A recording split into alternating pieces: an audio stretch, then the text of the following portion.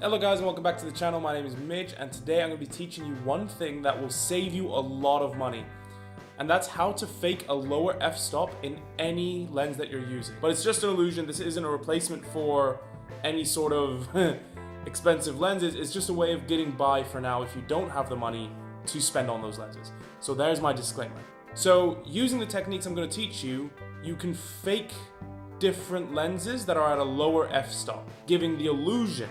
It's not going to be perfect, but it's going to give the illusion that it is actually blurrier, that it is a lower f-stop.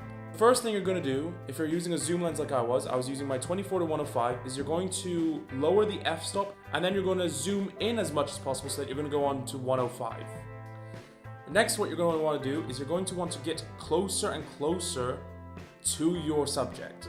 So the effect will basically be that your background is super blurry and your foreground, the subject that you're doing, is going to be in perfect sharp focus because there's going to be a contrast between it and the background.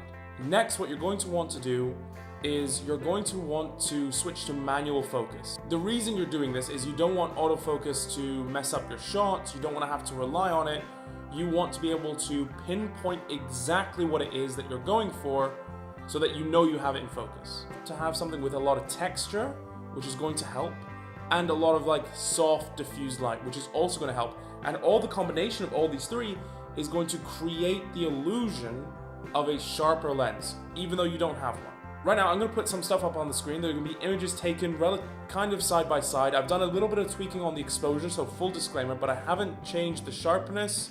Some of these were shot with an 85 1.8, and some of them were shot with an f4 24-105, and it's your job to guess which ones were shot with which.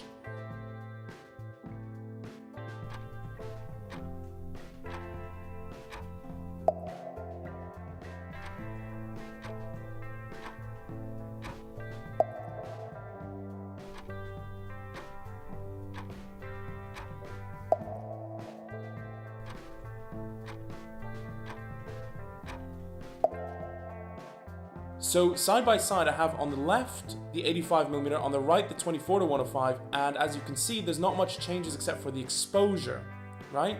So if I adjust the exposure, they now look incredibly similar in my opinion. And that's the last tip I have to give you, is that if you're going to use this technique, whichever lens is slower, you're going to want to adjust the exposure in post. If you like this video, leave a comment, subscribe, all the things YouTubers generally will harass you to do, the thing that I'm asking you to do as well. And I'll see you in the next one.